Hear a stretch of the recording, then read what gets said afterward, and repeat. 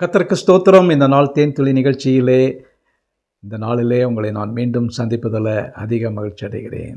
புதிய வருடம் பிறந்து நன்றாக இந்த புதிய வருடத்தினுடைய ஆராதனையிலே கலந்திருப்போம்.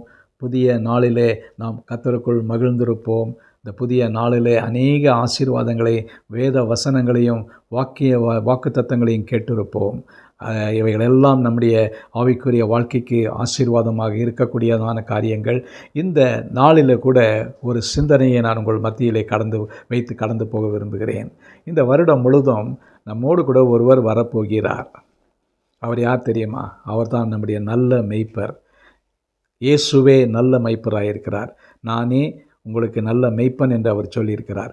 அந்த மேய்ப்பன் உங்களை வழிநடத்துகிறவராக இருக்கிறார். வழிநடத்தும் வல்ல தேவன் இயேசுதான். அவர் நம்மோடு கூட வருவார். இந்த நேரத்தில் நம்ம எல்லாருக்கும் தெரிந்ததான ஒரு சங்கீதத்தை நான் உங்களோடு கூட பகிர்ந்து கொள்ள விரும்புகிறேன். சங்கீதம் 23. நம்ம எல்லாருக்குமே தெரியும்.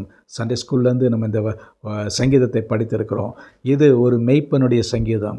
தாவீது ராஜாவாக இருந்தாலும் அவர் மெய்ப்பனாக உருவகத்தில் அந்த சங்கீதத்தை அவர் எழுதியிருக்கிறார். அது நமக்கு நிச்சயமாக ஒரு ஆசீர்வாதமாக இருக்கும். அவர் என்ன சொல்கிறார்? கர்த்தர் என் மெய்ப்பராக இருக்கிறார், ஆகவே நான் தாழ்ச்சி அடையேன். கர்த்தர் என் மேய்ப்பராக இருக்கிறார், நான் தாழ்ச்சி அடையேன். எனக்கு ஒரு குறைவும் கிடையாது. இந்த புதிய ஆண்டில் அவர் என்னுடைய மேய்ப்பராக, அவர் என்னுடைய வழி நடத்துகிற மேய்ச்சலின் ஒரு மேய்ப்பனாக என்னோடு கூட இருப்பதற்காக நன்றியோடு துதிக்கிறேன், ஸ்தோத்திரிக்கிறேன். அவர் என்னோடு கூட என்னை மேய்ச்சலிலே வழி நடத்துகிற வேளையில் நல்ல அருமையான மேய்ச்சலிலே என்னை வழி நடத்துவார். வசனம் சொல்கிறது, அவர் என்னை புல்லுள்ள இடங்களிலே மேய்த்து அமர்ந்த தண்ணீர்கள் அண்டையில் என்னை கொண்டு போய் விடுகிறார் என்று அவர் சொல்லியிருக்கிறார். ஆனால் இந்த புதிய ஆண்டில் அவர் நம்மை கொண்டு போய் விடுகிற தேவனாய் இருக்கிறார். அவர் என் ஆத்துமாவை தேற்றுவார், தம்முடைய நாமத்தின் நிமித்தம் என்னை நீதியின் பாதைகளில் நடத்துவார். இந்த உலகம் அநீதி நிறைந்த ஒரு உலகமாக இருக்கிறது. அப்படிப்பட்டதான அநீதி நிறைந்த இந்த உலகத்தில் நம்மை நீதியின் பாதையில் நடத்தக்கூடிய ஒருவர் இருக்கிறார் என்று சொன்னால் அவர்தான் நம்முடைய ஆண்டவராய் இயேசு கிறிஸ்து. இதுவே வழி, இதுவே வழி, இதுதான் நீதியான பாதை, இதில் நடங்கள் என்று உங்களை வழி நடத்துகிற ஒரு நல் மேய்ப்பராக இருக்கிறார். ஆடுகளை அழகாக மேய்க்கிற, அது ஆபத்தில் சிக்கிக்கொள்கிற வேளையில் நீதியான வழியில் அதை நடத்துகிற தேவனாக இருக்கிறார். சில நேரங்களிலே இந்த 2025 நமக்கு சில பிரச்சனைகள் வரலாம். மரண இருளின் பள்ளத்தாக்குகள் வரலாம், வியாதிகள் வரலாம், வருத்தங்கள் வரலாம், நெருக்கடிகள் வரலாம், சோதனைகள் வரலாம், கஷ்டங்கள் வரலாம். இப்படிப்பட்டதான சூழ்நிலையில் அவர் சொல்லுகிறார், நான் மரண இருளின் பள்ளத்தாக்கிலே நடந்தாலும் பொல்லாப்புக்கு பயப்படேன் என்று சொல்லுகிறார். அதோடு அது அவருடைய கோலும் அவர் தடியும் நம்மை தேற்றும். கோல் அடிப்பதற்கல்ல, அது மற்ற மிருகங்கள் நம்மை தாக்காதபடிக்கு அந்த கோல் அடிக்கக்கூடியதாக இருக்கும். அந்த தடி என்பது நமக்கு ஒரு பாதுகாப்பை கொடுக்கக்கூடியதாக இருக்கும். அது நம்மை தேற்றக்கூடியதாக இருக்கும், ஆற்றக்கூடியதான ஒரு தடியாக இருக்கும்.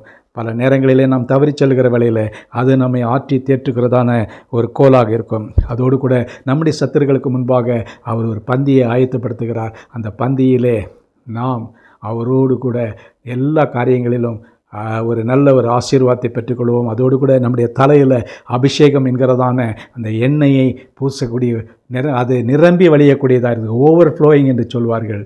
அது நிரம்பத்தக்கதான், பிரிம் அல்ல, அதை பிரிம் அளவுக்கு அடுத்தபடியாக நிரம்பி போகக்கூடியதான ஒரு காரியமாக இருக்கிறது. கடைசியாக பார்க்கும் பொழுது, ஜீவனுள்ள நாளெல்லாம் நன்மையும் கிருபையும் என்னை தொடரும், நான் கர்த்தருடைய வீட்டிலே நீடித்த நாட்களாய் நிலைத்திருப்பேன். நன்மையும் கிருபையும் என் ஜீவனுள்ள நாளெல்லாம் என்னை தொடரும். ஒரு மொழிபெயர்ப்பில் இப்படியாக சொல்லுது, நன்மையும் கிருபையும், the surely goodness and mercy shall overtake me, அது என்னை அப்படியாக முன் சென்று என்னை வழி நடத்தும் என்று சொல்லப்பட்டிருக்கிறது. ஆகவே நம்ம நீடித்த நாட்களாக கர்த்தருடைய வீட்டிலே நிலைத்திருக்கக்கூடியவர்களாய் காணப்படுவோம். கர்த்தர் இந்த சங்கீதத்தை நமக்கு ஆசீர்வதித்து வருவாராக. இந்த புதிய வருடத்தில் நமக்கு ஒரு பெரிய ஆசீர்வாதத்தை அவர் கொடுக்க வேண்டும். நல்ல ஆண்டவரே, நீர் கொடுத்த இந்த நல்ல சங்கீதத்துக்கு ஸ்தோத்திரம். இந்த சங்கீதத்தை எங்களுக்கு ஆசீர்வதித்து தர வேண்டுமா ஜெபிக்கிறோம். இந்த நாளை எங்களுக்கு ஆசீர்வதித்து தர வேண்டுமாய் மீட்பர் இயேசுவின் நாமத்தில் ஜெபிக்கிறோம் நல்ல பிதாவே. ஆமேன், ஆமேன். கர்த்தர் உங்களை ஆசீர்வதிப்பாராக. இந்த நாள் உங்களுக்கு ஒரு மன மகிழ்ச்சியின் ஆசீர்வாதமான ஒரு நாளாக அமையட்டும்.